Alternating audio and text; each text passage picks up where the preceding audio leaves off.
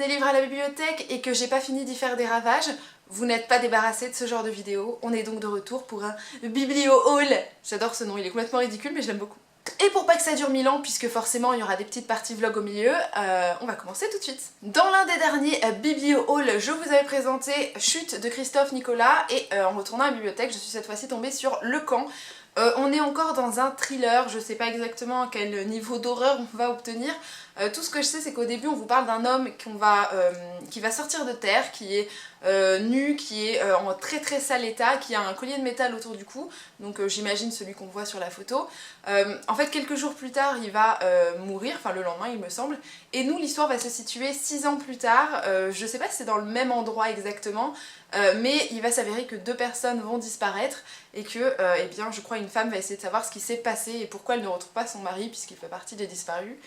Et voilà, et je sais pas exactement de quoi ça parle, je me demande s'il y a une question de traite humaine puisque c'est ce qui est un petit peu suggéré dans le résumé, donc voilà, je ne sais pas exactement à quel degré on est, mais j'avais beaucoup aimé Chute, que j'avais trouvé hyper fluide, ça a l'air d'être le même genre de bouquin où ça se lit très vite, c'est écrit très gros, donc j'espère que je vais aimer parce que la plume de l'auteur dans son précédent livre m'avait plutôt plu. Alors je m'attendais pas trop à ce type d'histoire finalement avec le résumé que je pense vous avoir fait, puisque oui voilà on a un personnage qui arrive dans un village où elle était censée retrouver son compagnon et sa meilleure amie, sauf qu'ils ont disparu avec en fait une grosse partie du village, voire la plupart des gens d'ailleurs.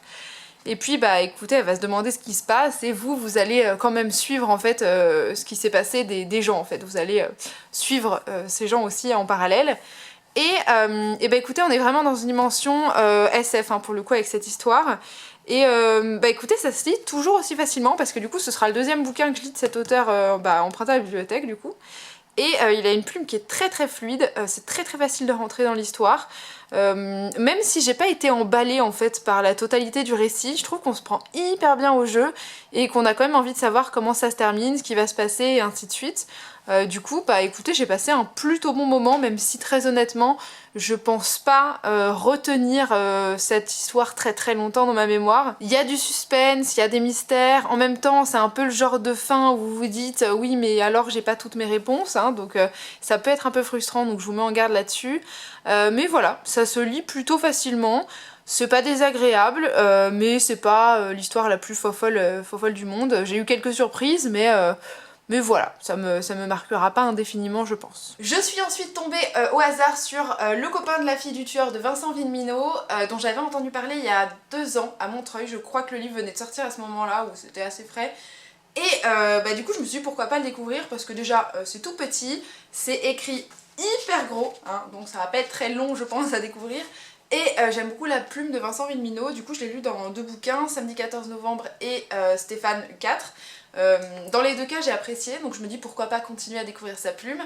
Et j'étais aussi intriguée un petit peu par l'histoire, puisque on n'est pas vraiment dans du thriller, mais un petit peu, puisqu'en fait on va suivre 2 personnes qui sont dans un internat, donc 2 garçons, et ils sont un petit peu, c'est un peu les voyous de l'internat, voilà, ils brûlent des trucs apparemment, ils déclenchent des petites révolutions, en tout cas ils foutent un peu le bordel quoi globalement. Et un jour va débarquer la fille d'un trafiquant de drogue en cavale et j'imagine que ça va bouleverser un petit peu leur équilibre. Je sais pas si c'est pour le positif ou le négatif, mais voilà, je suis curieuse de le découvrir, de voir ce que ça renferme. Donc bon bah je vous en dis plus tout de suite parce que je suis quasiment sûre que celui-ci j'aurai largement le temps de le lire. Je vous retrouve face caméra pour parler de ce livre-là et pour vous dire que comme vous le voyez je ne l'ai pas sous la main, ça veut dire 2 choses, soit je l'ai rendu, soit je l'ai abandonné. Et ce sont les 2 options ensemble. Voilà, j'ai abandonné ce livre et je l'ai rendu. En fait, j'ai commencé à lire, alors ça se lit assez facilement, hein, la plume de Vincent Villeminot est hyper accessible, hyper abordable, enfin... J'ai jamais eu de problème à le suivre, donc c'était pas du tout le problème là-dedans. C'est surtout que je me suis totalement méprise sur l'ensemble du livre, voilà. Dans le résumé précédent, je vous dis que en gros, apparemment, les 2 personnages principaux sont assez néfastes et qu'ils allument des feux et qu'ils font des révolutions. Alors non, en fait, c'était vraiment une métaphore, hein. J'ai juste très mal compris le résumé. En fait, voilà, ce sont effectivement 2 personnes qui veulent aller contre un petit peu les carcans hein, de leur monde. Malgré tout, ils en font bien partie, hein, parce que les avantages qu'ils ont, hein, ils en profitent bien, mais ils essayent quand même de chambouler un petit peu l'ordre établi de l'internat et donc ils provoquent un petit peu les profs, ils provoquent un petit peu les élèves, mais bon ils sont pas bien dangereux, hein, voilà en fait ils font même pas peur à leurs camarades quand même. Et donc déjà ça je l'avais mal compris, et en fait on va vraiment suivre une romance en fait. C'est vraiment un peu une romance, un peu détournée, mais c'en est une puisque vous suivez des adolescents qui vont grandir, s'affirmer et ainsi de suite, parce que c'est vraiment ce cheminement-là. Et voilà, une rencontre avec une jeune fille qui a aussi un parcours particulier, un peu difficile. Et voilà, et donc vous allez suivre un petit peu tout ça. Et en fait, j'ai essayé de le terminer en étant directement à la bibliothèque, donc sur place. Et non, je voyais que j'avançais rapidement, mais j'étais pas spécialement intéressée par ce que je lisais.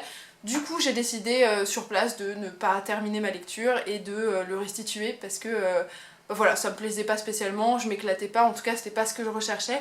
Et du coup, je voyais pas l'intérêt de continuer, donc je l'ai abandonné.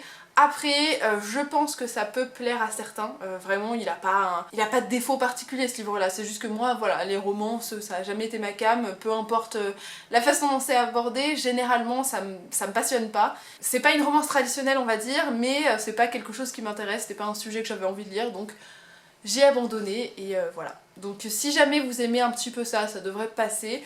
Si vous recherchez plus du thriller, peut-être qu'il y en a, mais c'est un peu plus loin, en arrière-plan, pour que ça m'intéresse. Voilà. Donc ce sera pas pour moi. Celui-ci, j'étais vraiment contente de pouvoir l'avoir dans ma bibliothèque parce que je l'avais vu traîner sur Twitter. J'avais été tout de suite happée par la couverture qui est absolument affreuse, hein, puisque vous voyez, vous avez des mains, des traces de mains sanglantes sur tous les murs. Enfin, ça a l'air d'avoir été une véritable hécatombe là-dedans. Et étant fan de films d'horreur, tout de suite je me suis dit ah, ça va être pas mal celui-ci. Tout ce que vous avez besoin de savoir sur cette histoire, et moi aussi d'ailleurs, c'est qu'on suit donc l'histoire de plusieurs personnes dans un ferry qui traverse, qui va de la Suède à la Finlande, ou l'inverse. Non, c'est ça, Suède-Finlande. Et que il va se passer des choses assez atroces à bord de ce ferry puisque c'était censé être un voyage assez luxueux puisque le ferry est plutôt luxueux. Sauf que des gens vont disparaître au fur et à mesure, je sais pas dans quelles circonstances, que des gens vont probablement se transformer en monstres, alors pas en tant que zombies mais humainement vont devenir des monstres. Et surtout ces personnes-là n'auront plus de contact avec la terre ferme et vont se retrouver isolées à bord de ce ferry et donc évidemment c'est un huis clos absolument terrifiant que j'ai hâte de découvrir, sachant que ce livre a plutôt bonne presse. Donc, j'ai très hâte de voir si moi aussi je vais avoir peur, sachant que c'est une petite briquette, hein, il est énorme. Combien de pages j'ai fait? En fait, il n'y a pas tant de pages, j'ai fait 500 pages à peu près. Mais voilà, c'est pas écrit très gros, hein, les bouquins de chez Brajlon niveau horreur. Donc je pense qu'il va m'occuper un petit moment et j'ai hâte de savoir ce que je vais en penser.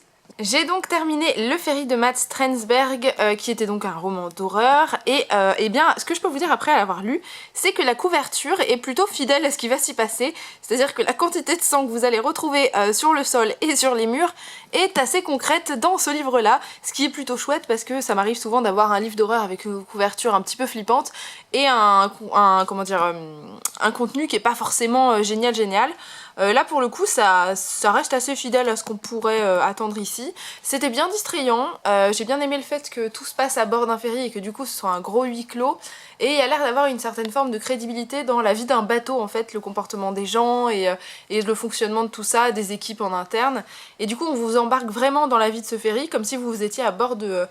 pas vraiment cette croisière mais de cette traversée et du coup c'est assez sympa parce que c'est assez immersif pour le coup et vous suivez en fait à peu près on va dire 5-6 points de vue principaux de personnages qui sont à bord de ce ferry là. Donc vous allez suivre leur parcours, hein, l'avancée de tout le bordel qui se déroule à bord et de temps en temps vous suivez aussi quelques points de vue externes d'autres personnages et vous avez aussi un point de vue un petit peu omniscient, je sais pas si je vais réussir à tomber sur une page qui correspondrait à ça. Voilà. Par exemple, là vous avez le Baltic Charisma, c'est le nom du ferry en fait, et lors de ces pages qui sont en général assez courtes, voilà, 2-3 pages, vous avez un point de vue omniscient sur tout ce qui se déroule, soit des choses que les personnages que vous connaissez sont en train de faire, ou d'autres personnages qui sont montés à bord du bateau et qui seront probablement responsables de tout le bordel qui va se dérouler. Voilà, j'en dirai pas plus, mais globalement vous avez des chapitres qui sont très courts, hein, c'est 2-3 pages maximum, sachant que ça fait partie des pages les plus longues. Mais la plupart du temps vous aurez plutôt une quantité de pages assez légère, voilà, c'est vraiment 3-4 pages gros max. Donc ça se lit plutôt bien malgré la belle bricasse que c'est. En plus c'est vrai que c'est pas écrit très gros, mais voilà, c'est bien distrayant, c'est pas le roman le plus angoissant que j'ai lu clairement, mais j'ai trouvé que ça faisait bien son taf, j'ai passé un bon moment quand même. Je le recommanderais vraiment si vous cherchez une petite lecture divertissante, un petit peu sanguignolante aussi du coup. C'était un mélange un petit peu, j'ai trouvé, entre deux créatures fantastiques, ou une interprétation d'une créature que j'avais pas l'habitude de voir comme ça, je dirais. Et ouais, c'était pas mal, j'ai passé un bon moment, c'était distrayant, donc si vous le trouvez dans votre bibliothèque, n'hésitez pas. Voilà, bah écoutez, j'espère que cet avis aura pu vous intéresser et que vous découvrirez peut-être le Ferry. Pendant ce temps, il y a Satan dans ma cuisine. Et on continue dans les romans bof bof joyeux avec Contagion de la saga U4. En fait, c'est un recueil de nouvelles qui est donc écrit par les 4 auteurs de la saga. Et en fait c'est donc pas mal de nouvelles, soit qui se situent avant le début de l'épidémie en fait, qui se situent pendant toute la saga du 4, ce qui m'intéresse grandement parce que j'aime bien les débuts d'épidémie dans les films d'horreur, donc je les aimerais aussi dans les livres. Mais on a aussi des infos sur ce qui se passe après pour certains personnages, et du coup bah j'apprécie aussi puisque voilà, certaines fins de U4 peuvent être frustrantes en se disant mais que va-t-il se passer, j'aimerais en savoir plus, et là apparemment on a quelques éléments de fin. Donc voilà, ce sera pour moi l'occasion surtout de boucler la saga U4 que j'aime vraiment beaucoup, qui est pour moi une bonne saga jeunesse post-apo et assez effrayante, c'est hyper accessible. Bref, je ne peux que chanter les louanges du 4, pour moi c'est vraiment sympa. Donc j'ai hâte de voir ce que renferment ces petites nouvelles, et puis voilà. Et puis je pense que j'en ai pour un petit moment parce qu'il y a quand même 400 pages, et il y a même des petits... Parfois vous avez des BD, donc ça c'est cool. Je triche un petit peu au moment de vous poster ce petit morceau de film parce que j'ai lu ce bouquin du coup il y a un peu moins d'une semaine. D'ailleurs je m'apprête à aller le rendre à la bibliothèque. Et bah écoutez, j'ai passé un bon moment avec ce recueil de petites nouvelles et ainsi de suite parce que je trouve qu'il complète assez bien la saga. En fait moi il y a des questions que je me posais pendant toute la saga U4 et je trouve qu'on a quand même une réponse sur certaines d'entre elles. Vous avez aussi le parcours de certains personnages que vous auriez peut-être apprécié dans les livres, dont vous aurez un petit peu plus de détails ici. Donc ça c'est assez chouette, surtout si vous êtes attaché à des personnages un petit peu, on va dire, passagers. Je trouvais que ça, ouais, ça complétait bien l'histoire. En plus vous avez plusieurs formats, parce que bon, vous avez des versions écrites, mais vous avez aussi certaines BD qui sont réalisées voilà, sous forme de... certaines nouvelles qui sont réalisées sous forme de BD, dont celle d'Alicia, qui est l'un des personnages de cette saga. Vous avez aussi en fait une partie de l'histoire qui est aussi représentée en BD. Alors je trouvais pas que ça apportait grand chose pour le coup parce que on connaît déjà cette partie de l'histoire si on a lu toute la saga. Et j'étais pas très fan du dessin, donc bon c'était pas oufissime pour moi, mais je trouve ça sympa d'avoir mélangé en fait plusieurs formats. Et ouais, je me suis pas vraiment ennuyée, en plus ça permet aussi de voir ce qui se passe finalement en dehors des différentes villes qu'on a pu voir. Et du coup on a vraiment une vision hyper globale de cette catastrophe, de cette maladie. Et franchement moi j'ai passé un bon moment et j'ai trouvé que pour le coup les nouvelles apportaient un message un petit peu plus positif que la saga qui pour le coup est pas toujours hyper optimiste. Mais les nouvelles elles apportent cette petite touche là où justement on est vraiment on va dire avant la saga parce qu'on voit aussi un peu le début de l'épidémie. Et on est aussi un petit peu après, puisque vous avez aussi l'après de l'histoire de certains personnages. Donc c'était assez intéressant à découvrir, moi je suis assez contente qu'ils aient fait ça. Ça apporte presque une vraie fin à tout ça. Et ouais, moi je vous le recommande si vous avez aimé la saga U4, je pense que vous devriez aimer toutes ces petites nouvelles. C'est pas révolutionnaire, hein, mais franchement j'ai passé un très bon moment. Et ouais, je pense que n'importe qui aura aimé la saga appréciera, je pense, ces petites nouvelles. Je me suis aussi fait plaisir niveau comics puisque j'ai emprunté les tomes 4, 5 et 6 de Walking Dead. Voilà, c'est l'occasion pour moi de les découvrir puisque j'en avais que 2 chez moi et que j'avais quand même la flemme d'acheter toute la saga parce qu'il y a, je crois, une vingtaine de tomes au moins, enfin c'est énorme et du coup c'est quand même un gouffre financier.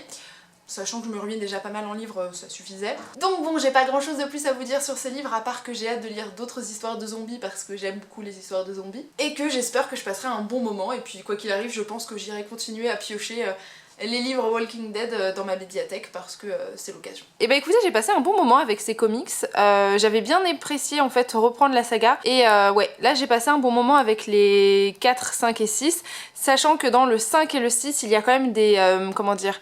Ils sont particulièrement difficiles dans le sens où il y a des scènes qui sont vraiment, vraiment dégueu et vraiment, je pense, gros trigger warning sur certains sujets. Donc j'ai pas forcément envie de spoiler, mais bon, enfin, c'est pas, voilà, c'est pas évident. Donc ils étaient intéressants, mais vraiment plus hardcore, je trouve, que la série. Donc pour le coup, je m'y retrouve bien avec les comics parce que je les trouve mieux rythmés, je les trouve plus durs aussi. Les personnages sont un petit peu plus intéressants je trouve, ils sont peut-être un petit peu plus fouillés que ceux qu'on voit, en tout cas je trouve qu'on les présente tous à peu près bien, ce qui fait qu'on n'a pas genre un ou deux héros et puis le reste on s'en fout un petit peu s'ils décèdent. Donc là ouais non, j'ai passé un bon moment avec la série, du coup ça me donne bien envie de continuer, en plus je sais que j'ai de la marge hein, puisque moi j'en suis qu'au tome 6 et je sais qu'il y en a je crois une vingtaine au moins. Donc ouais, non je passe un bon moment avec les comics, je crois que le 4 était pas mon favori, parce que bon il y en a que je déteste toujours autant je pense dans la saga, hein. Clairement Rick je l'aime pas dans la série, je l'aime pas dans les comics.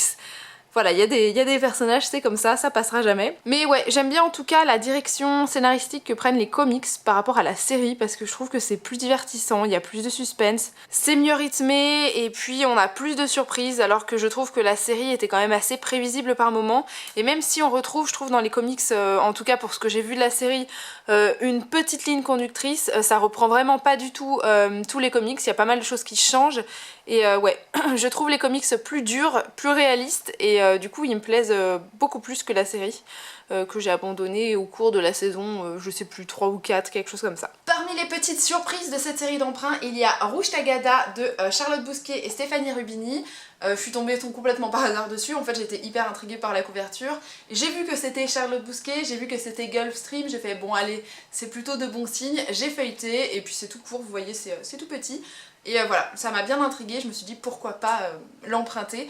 Tout ce que je sais à propos de cette histoire, c'est qu'on suit une classe, donc c'est en 4ème, donc bon, des collégiens. Et vous allez avoir donc une narratrice, parce que je crois que c'est une narratrice qui vous raconte tout ça, qui va être intriguée par une fille de sa classe qui s'appelle Layla. Et je sais pas ce qui va se passer entre ces deux personnages, est-ce que c'est une histoire d'amitié, est-ce que on parle d'une histoire plus profonde entre guillemets, est-ce qu'on parle d'une romance, je ne sais pas, mais j'étais intriguée par le résumé, j'étais intriguée par le titre. Donc voilà, je sais pas exactement dans quel sens on va, mais j'y vais en me disant bah c'est la découverte et puis j'espère que je passerai un bon moment. J'ai terminé Rouge Tagada et écoutez j'ai passé un bon petit moment, alors ça se lit très très vite, hein, voilà c'est tout petit, je crois que ça fait quoi, moins de 80 pages hein, je pense. Mais bah écoute c'est sympa, c'est frais, c'est rafraîchissant et ça change aussi parce que, alors je lis très peu maintenant de BD orienté jeunesse ou jeune adulte, là clairement on est plutôt dans du, je dirais presque du jeunesse hein, quand même. Mais franchement c'était sympa. Et voilà, les petites couleurs sont fraîches, l'histoire est sympa puisque bah du coup comme je pensais l'aborder au résumé, on aborde bien le sujet de l'homosexualité, mais vraiment c'est un petit peu les prémices de la première petite amourette, vous voyez, la personne qui tombe amoureuse, et voilà, et ce sont les prémices amoureux plus qu'autre chose, hein, au-delà du côté aborder l'homosexualité, ce sera vraiment tomber amoureux, sauf que bah voilà, ici c'est une fille qui tombe amoureuse d'une autre, et ça change parce que c'est pas forcément quelque chose que j'ai l'habitude de voir dans les BD. En plus, bah, j'aime vraiment les dessins, j'aime vraiment les couleurs, je trouve que c'est assez bien découpé, ça permet d'aborder pas mal de thématiques. Je trouve que ça reflète quand même assez bien l'adolescence et les sentiments parfois étranges qu'on peut ressentir, le fait d'être rejeté ou accepté, cette complicité immédiate qui peut se faire avec certaines personnes, les doutes, les questions qu'on se pose. C'était assez fidèle au final à ce que moi j'ai pu vivre au cours de mon adolescence, donc je trouve ça assez chouette. Et voilà, j'ai passé un bon petit moment, je suis pas sûre que ce soit le livre qui me marque le plus, hein, très sincèrement, mais voilà, je pense que ça peut plaire à n'importe qui, et dans l'ensemble, j'en garde vraiment pas un mauvais souvenir. Parmi les autres bonnes surprises des emprunts médiathèque, il y a En chemin, elle rencontre, qui est en fait un recueil de BD, enfin de planches, fait par un collectif d'artistes, d'auteurs, d'illustrateurs, dessinateurs, qui s'emploient tous en fait à parler de la violence faite aux femmes, je pense sous toutes ses formes. C'est une BD que j'avais découverte grâce au blog Mangeons les livres, dans le cadre du Femini Books, puisqu'elle en avait parlé, qu'elle s'était intéressée à ce recueil-là et que ça l'avait particulièrement touchée. Du coup, je suis très contente de pouvoir le découvrir à mon tour, parce que bon bah vous le savez, c'est un sujet auquel je suis hyper sensible. Donc je pense que ça va être une lecture assez éprouvante, mais j'ai très hâte de la faire parce que pour moi c'est essentiel. J'ai donc fini En chemin à la rencontre, donc qui était une BD, mais ça vous l'avez vu parce que je viens de vous le dire. Et donc voilà, vous avez en fait donc plein d'histoires différentes qui vous sont racontées, qui sont généralement créées donc par le scénariste de la BD, et ensuite en fait ce qui est assez intéressant, c'est que vous avez donc en fait le point de vue donc, du scénariste de la BD, donc pourquoi est-ce que il ou elle a décidé d'aborder ce sujet en particulier. Et on a aussi souvent le point de vue du dessinateur, parfois du coloriste aussi. Et c'est assez chouette parce que du coup ça permet d'avoir plein de points de vue sur un sujet qui est souvent jamais très sympatoche. Et voilà, et donc vous avez aussi différents types d'illustrations et de dessins, donc c'est pas plus mal je trouve, ça permet de varier. Et souvent c'est suivi de planches où des fois on a un petit peu du mal à comprendre pourquoi elles sont là et quel rapport entre guillemets elles ont. En fait ça annonce généralement le thème suivant, enfin plus ou moins, parce que ici par exemple on va parler, je crois qu'on parle d'excision dans ce sujet là. Et c'est toujours entrecoupé de voilà, ces BD, des thématiques. Souvent ce type de planche là annonce le thème suivant, puisque bah, là par exemple je crois qu'on va parler de, voilà, de violence conjugale principalement, et puis bah, voilà, du mariage et du fait que c'est pas toujours rose, pas toujours un cadeau, et c'est effectivement le thème suivant. Dans l'ensemble, c'était vraiment une bonne BD, je trouve qu'elle est intéressante à découvrir parce que même si les thématiques sont clairement hyper difficiles, parce que c'est vraiment pas très agréable à lire, hein, parfois, je veux dire, savoir que certaines femmes ont souffert, que certains parcours peuvent être tout à fait vrais, bah, ça fait mal au cœur de voir que ça continue, que la plupart des parcours sont assez récents. On a envie que ça change et voilà, je pense que c'est tout l'objectif de cette BD là, c'est de mettre en avant les violences faites aux femmes, de montrer qu'il y a encore beaucoup de choses à faire. Et voilà, et donc c'est vraiment une BD qui risque de vous remuer, hein. Très clairement moi j'ai certains passages qui m'ont vraiment fait pleurer parce qu'ils sont très durs, donc ça peut être une BD un petit peu difficile à encaisser je pense, il faut quand même être un petit peu sensible au sujet et prendre un peu de recul hein, quand même malgré tout. Mais... donc voilà, donc je la recommande à tout le monde, enfin à toutes les personnes en tout cas qui pourraient être intéressées par la thématique. Voilà, ça fait réagir et c'est plutôt bien construit, donc j'ai beaucoup apprécié. Et c'est tout pour les emprunts que j'aurais fait lors de cette session. Je pense que je vais plutôt bien m'en sortir parce que j'ai beaucoup d'éléments graphiques à découvrir, donc ça va être sympa. J'espère pour moi que j'aurai fait de bonnes lectures et j'espère que vous aurez passé un bon moment avec cette nouvelle série du Biblio Haul. En attendant, je vous dis à très bientôt et je vous fais d'énormes bisous. Salut!